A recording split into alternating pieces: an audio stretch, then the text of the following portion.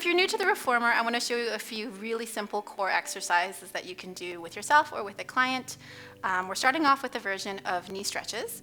We've got the gear bar all the way at 1, and that stopper is also all the way at 1. So everything is closest to the front of the Reformer. Foot bar is all the way to the top. Make sure it's secure.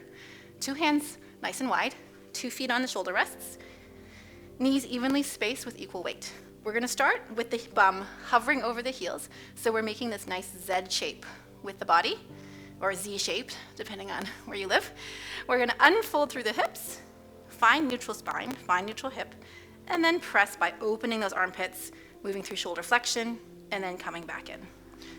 Fold that hip, fold those hips, and unfold.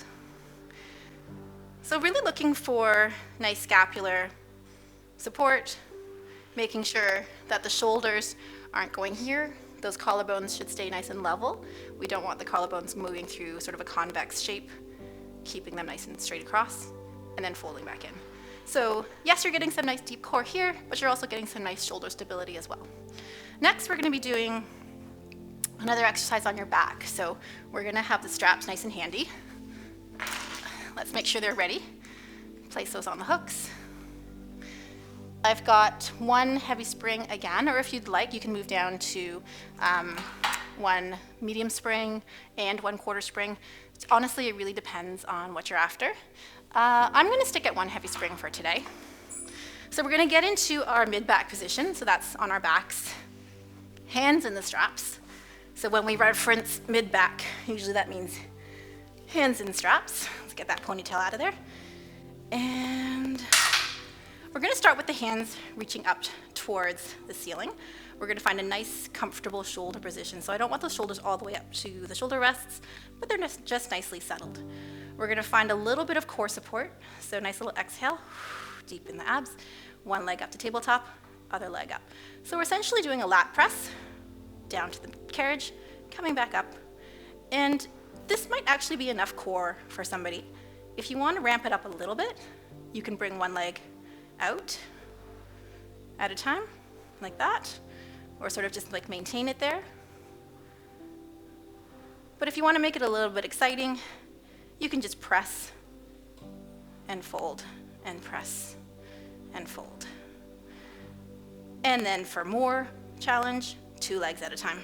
So press it long, fold it in. Press it long, fold it in.